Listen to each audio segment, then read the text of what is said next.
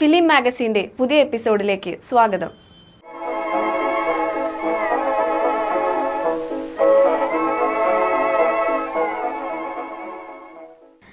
Jain Austen എഴുതിയ Gothic നോവലുകളുടെ ആക്ഷേപഹാസ്യവുമാണ് നോർത്തേഞ്ചർ ആബി. 17കാരിയായ Catherine മോർലാൻ ഒരു രാജ്യത്തെ പുരോഹിതന്റെ 10 മക്കളിൽ ഒരാളാണ്. കുട്ടിക്കാലത്ത് ഒരു ടോംബോയ് ആണെങ്കിലും 17 വയസ്സാകുമ്പോഴേക്കും അവൾ ഒരു നായികയുടെ പരിശീലനത്തിലാണ്. കൂടാതെ ഗോതിക് നോവലുകൾ വായിക്കാൻ അമിതമായി ഇഷ്ടപ്പെടുകയും ചെയ്യുന്നു. It was very big and strange, with lots of empty rooms and secret passages. And I did think there might be ghosts, but there weren't any ghosts, really. People who read too many stories imagine all sorts of horrid things about ghosts and murders, and it is very wrong of them to do so, and it can get you into serious trouble. So let me not hear of any of you being so silly. Now, what else would you like to hear about? What games did you play? We played I Spy and charades. We went horse riding and got ourselves very muddy indeed. Was Mr. Tilney very handsome, Kathy? Yes, I think so. Very handsome and very kind and everything he should be. Do you love Mr. Tilney, Kathy? No, of course not. Don't talk such nonsense. Now, into your beds, all of you. That's it. Come on. Night, Kathy. Night, Kathy.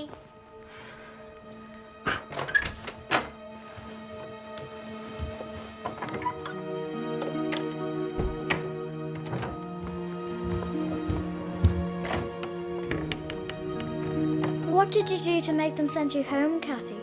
Did you do something very naughty? Come on, back into your bed.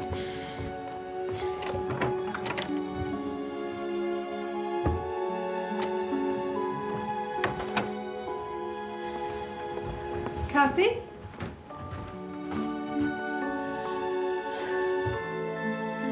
What is it? I did love him. I do love him. Now I should never see him again, and it is all my own fault.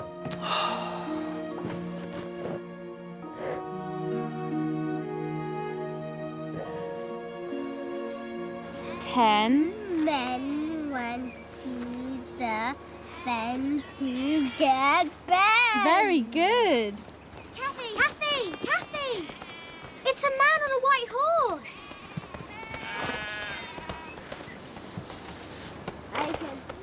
Go and tell Mama that Mr. Tilney is here. Mr. Tilney? Now! Go on, boys. In you go quickly.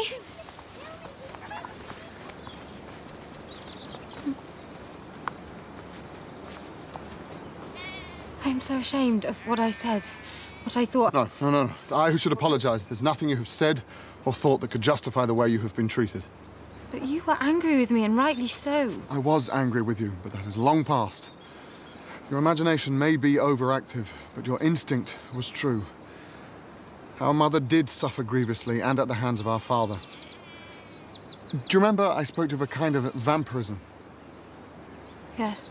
Perhaps it was stupid to express it so, but we did watch him drain the life out of her with his coldness and his cruelty. He married her for her money, you see. She thought it was for love. It was a long time until she knew his heart was cold. No vampires, no blood. The worst crimes are the crimes of the heart. It was stupid and wicked of me to think such things as I did. Kathy, Mama says, will you bring Mr. Tilney to the drawing room? Come on.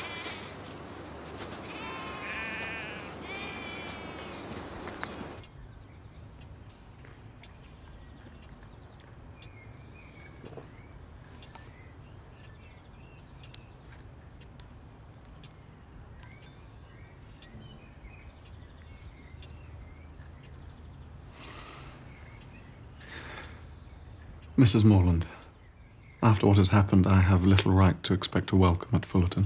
You had no part in what happened, Mr. Tilney. And Catherine is as you see her. No harm done.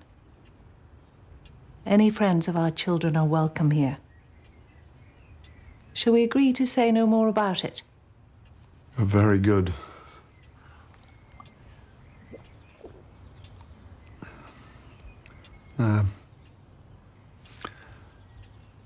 Are Mr. and Mrs. Allen now at Fullerton? They are, sir. I should like to pay my respects. Perhaps Miss Morland might show me the way.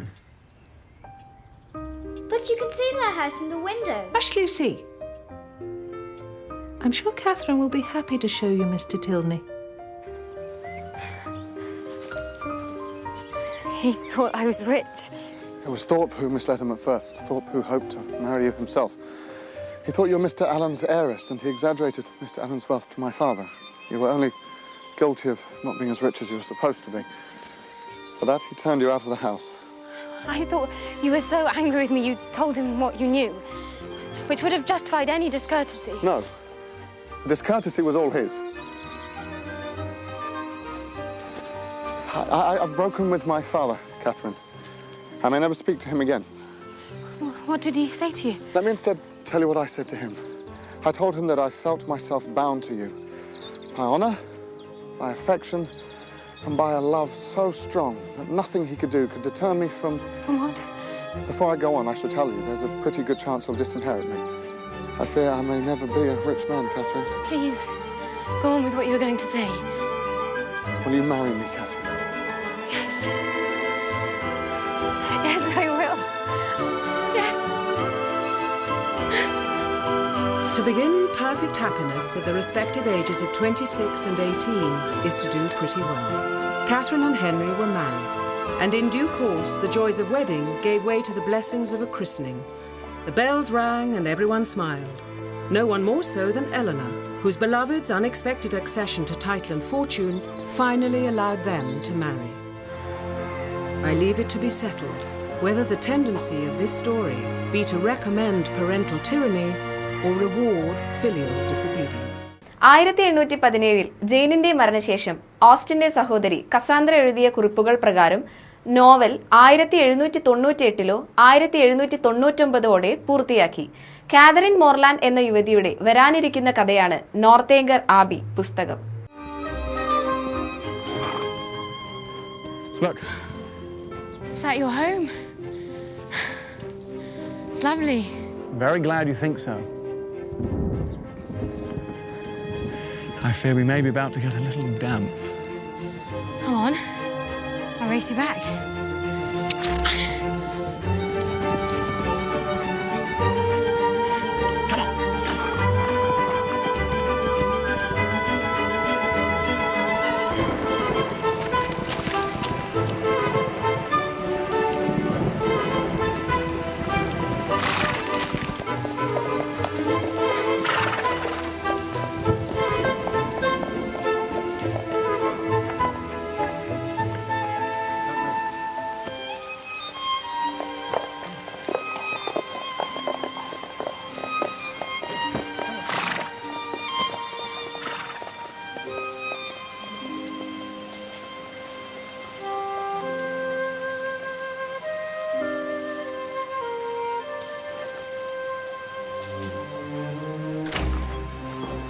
Look at the state of the pair of you.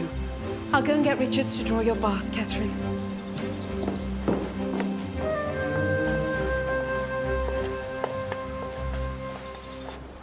When we were coming to Northanger Abbey, you said that the house held secrets. Did I? And have you discovered any dreadful revelations yet? No, but I'd like to know what you meant. I think that shall have to remain a secret. A secret once explained loses all of its charms and all of its danger, too. Why don't you imagine the worst thing you can and write your own Gothic romance about it? Northanger Abbey would make a very good title, don't you think? Now you're mocking me.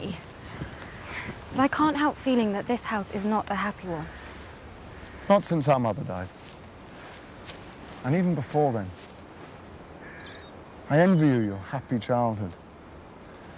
My brother Frederick is well enough, I think, sowing his wild oats, but soon he shall have to make an advantageous match. My sister is not happy. Remember the man we met on our country walk? He's a good friend of mine. He's a lot more than that to my sister. But our father has refused to sanction the match.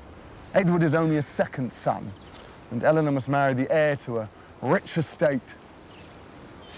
And And you?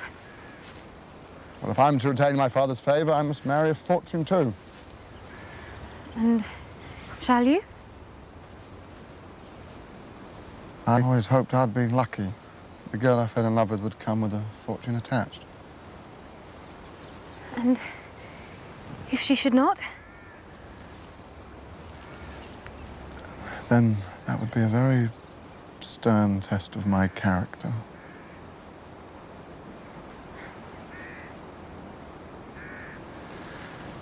Perhaps we'd better head back. I want to set off for Woodstone before nightfall.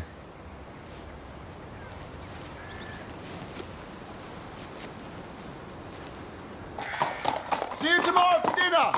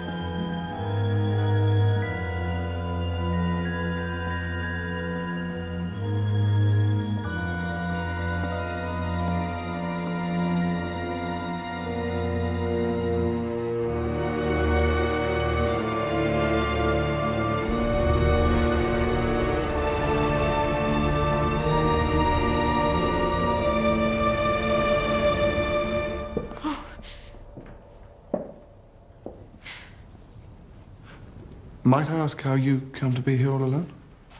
I wanted to see your mother's room. Eleanor was going to show me, but your father prevented us. And so you thought you'd come and see it for yourself?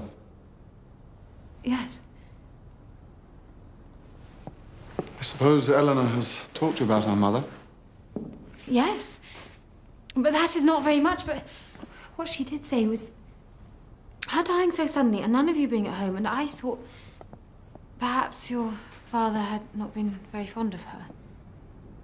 And from these circumstances you infer some negligence?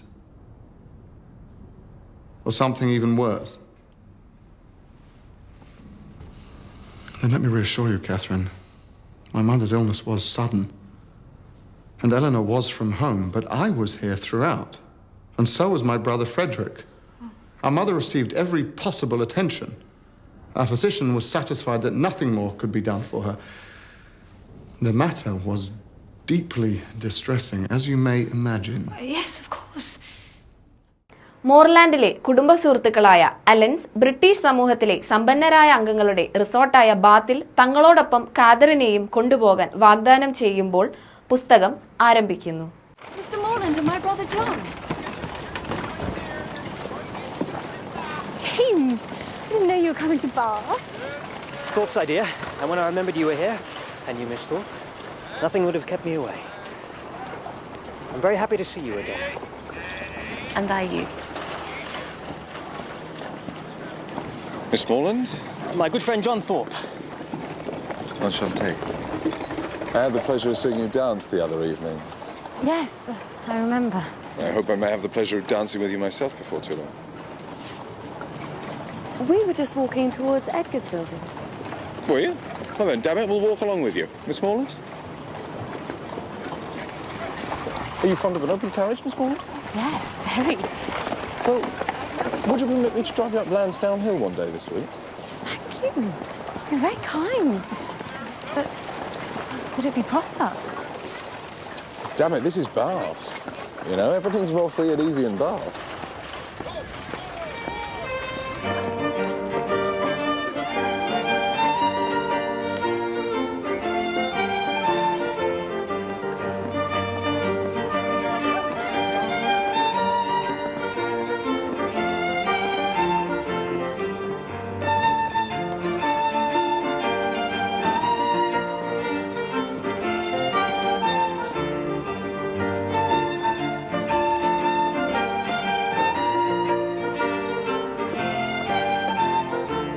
Any for your thoughts, Miss Morland? I was just... Have you ever read Udolpho, Mr. Thorpe?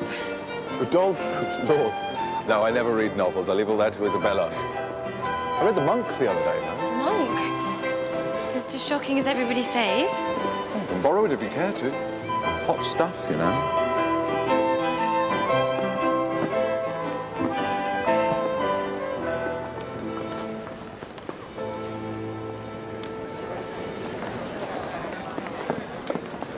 Isn't this altogether delightful, Catherine?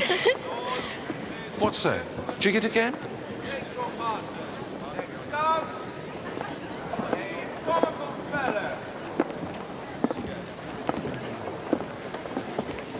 Miss Morland, allow me to introduce Ella, my sister. Your sister? Oh, yes, I'm very happy to meet you, Miss Tilney. And are you? Henry has told me so much about you. You can't imagine how surprised I was to see your brother again. I felt so sure of his being quite gone from Bath. Ah, yes. When he saw you before, he was here to engage lodgings for us. He only stayed the one night. Oh, I see. Your brother dances very well. Yes. And he is very amusing. Yes, he is, when he cares to be.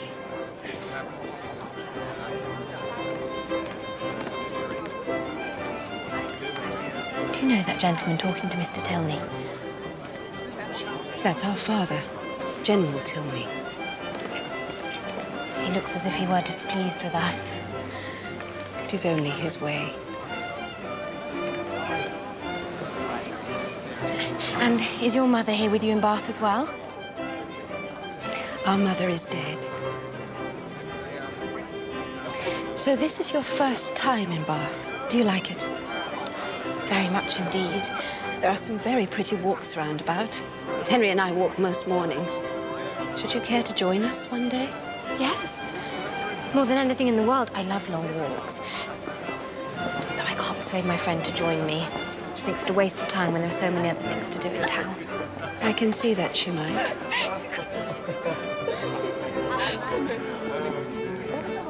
In that case, shall we say tomorrow at 12, unless it rains?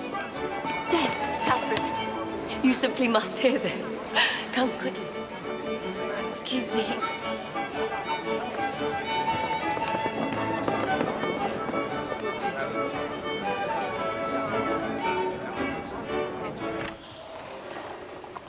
Make haste, Miss Morland. Put on your hat. There's no time to lose. We are going to drive to Blaze Castle. Mr. Thorpe. How do you do, Miss Allen? My sweetest Catherine, isn't this delightful? Blaze Castle. Nothing could be more romantic. Yes, I'm sure, but I'm very sorry I can't come with you. I'm expecting Miss Tilney and her brother to call on me to take a country walk. Not they. I saw him but 5 minutes ago. Doesn't he drive a phaeton with a pair of chestnuts? I don't know, indeed. Yes, I saw him large as life turning up the Lansdowne Road with a smart-looking girl by his side. Perhaps they mean to call later. No, they don't. I heard Tilney hallooing to a man they were going as far as Wick Rocks. I don't understand it at all. Miss Tilney promised. My dear one, in this false world, people often make promises they have little intention of keeping. Remember, we are your true friends. We keep our promises. Yes. But what if they should come after all? My dear little scatterbrain sister, haven't you just heard Thorpe tell us? They're halfway to Wick Rocks. Then perhaps I should come with you. Please, Miss Morland.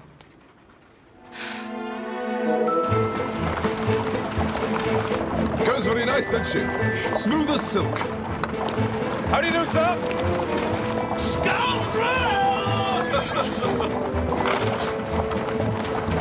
Pleasant old gentleman. Mr. Allen. Yes, it's so good-natured. And rich as Croesus, or so I hear. I believe Mr. Allen is very rich. And no children at all? No, none. But you're quite favoured there, I gather. Mr. and Mrs. Allen are very kind to me, yes. Ever since I was a baby. Excellent, excellent. Oh, Miss Tilney! Stop!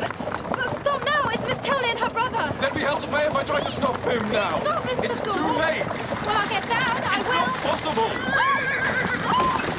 Whoa there. How could you deceive me so. Well, what if I did? Where would you rather be, in a spanking gig driving to Blaise Castle or trailing about in the dirt with some canting prig of a parson? Mr. Tilney is not a canting prig. And you have made it seem as if I broke my promise to them. Whoa there! Look here.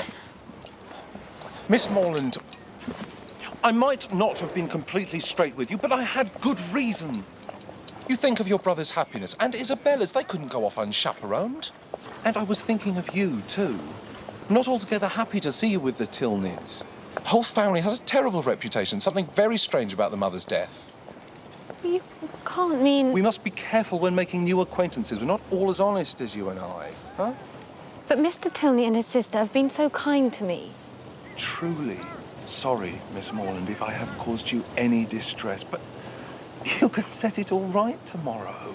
Let's at least try and enjoy ourselves today. Damn it, I've been looking forward to driving you out more than anything. Come on, what do you say? Very well. Whoa. Everything all right, Thorpe? Absolutely. Walk on.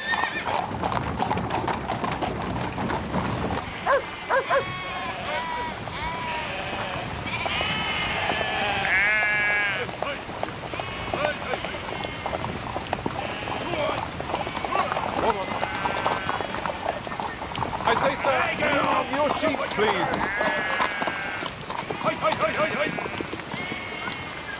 It's just a spot of rain. It'll clear up in no time. Thorpe, we better go back. Your sister thinks so too. We're not halfway to Blaise Castle. Very well, as you wish. It's all one to me. Honestly, if your brother hadn't such a damn beast to drive, we'd been at Blaise this half hour gone. Will you move your sheep? I need to turn. Take my bloody time.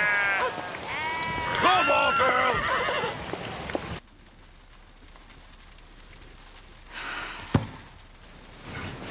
Lord, what would the men think if they could see us now? How can I ever face the Tonys again? Now, you mustn't be cross with John, dearest one. Do you know he told me he liked you better than any girl he had ever seen?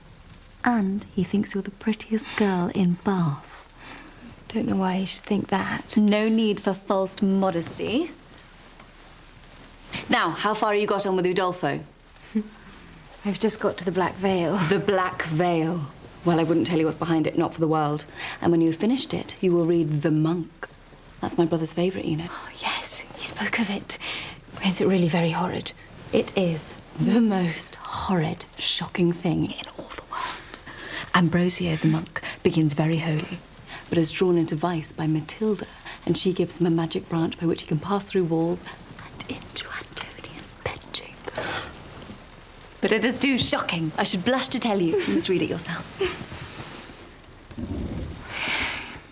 17-കാരിയായ Catherine അലൻസിന്റെ ക്ഷണം ആകാംക്ഷയോടെ സ്വീകരിക്കുന്നു. കാതറിൻ ചെറുപ്പവും നിഷ്കളങ്കയുമാണ്. അവളുടെ ജീവിതം താരതമ്യേന അഭയം പ്രാപിച്ചിരിക്കുന്നു. അതിനാൽ ബാത്ത് അവൾക്കൊരു പുതിയ ലോകമാണ്.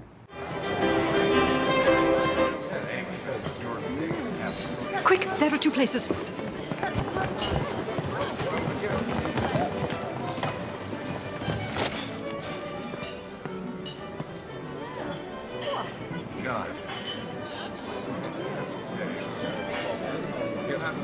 How uncomfortable it is not to know anybody. Yes, my dear. Very uncomfortable indeed. Then you see, one can't speak to people unless one has been introduced. But who will introduce us? I'm sure I've no idea.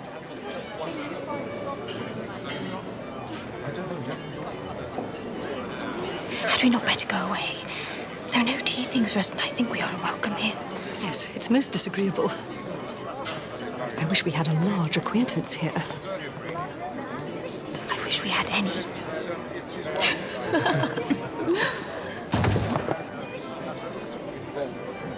Mrs. Allen.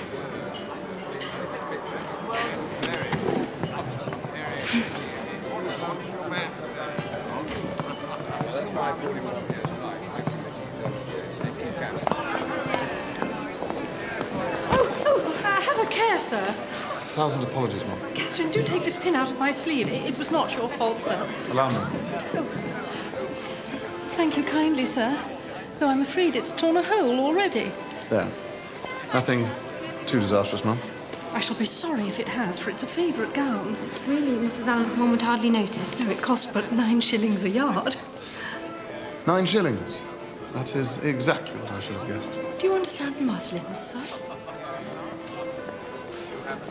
I understand them very well. My sister has often entrusted me in the choice of a gown. I bought one for her only the other day. 5 shillings a yard, and a true Indian muslin. What do you make of that? Well, and I can never get Mr. Allen to tell one of my gowns from another. But tell me, sir, what do you think of Miss Morland's gown? Miss Morland's gown? Miss Morland's gown is very pretty. Though I don't think it'll wash well. I'm afraid it will fray. How can you be so... Presumptuous. Indeed, without so much as an introduction. You must allow me to make amends, Mrs. Allen.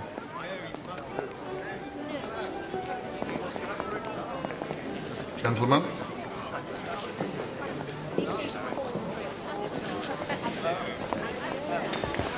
Thank you. Very kind indeed. One moment. What a very... Really, I shouldn't have allowed you to speak to him as a stranger. But he had such an understanding of muslin. I wonder where he's gone. Oh, here he comes again. And he's brought Mr. King with him, the master of ceremonies himself.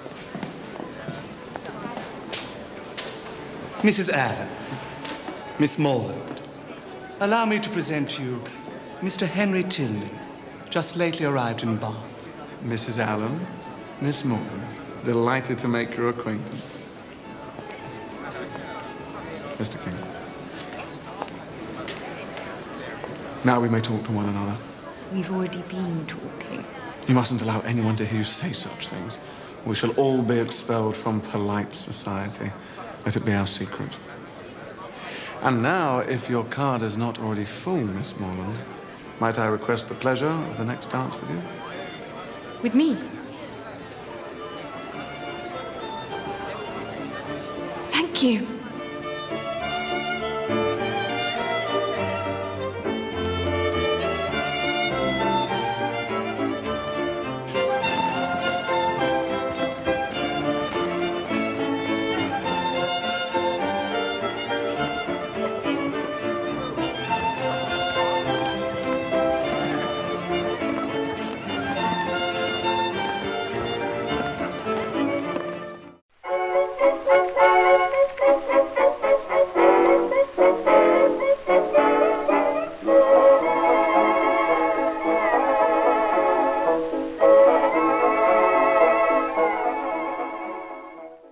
ഇന്നത്തെ episode എല്ലാവർക്കും ഇഷ്ടപ്പെട്ടു കാണുമെന്ന് വിചാരിക്കുന്നു. മറ്റൊരു എപ്പിസോഡുമായി വീണ്ടും കാണുന്നതുവരെ bye from Shriya.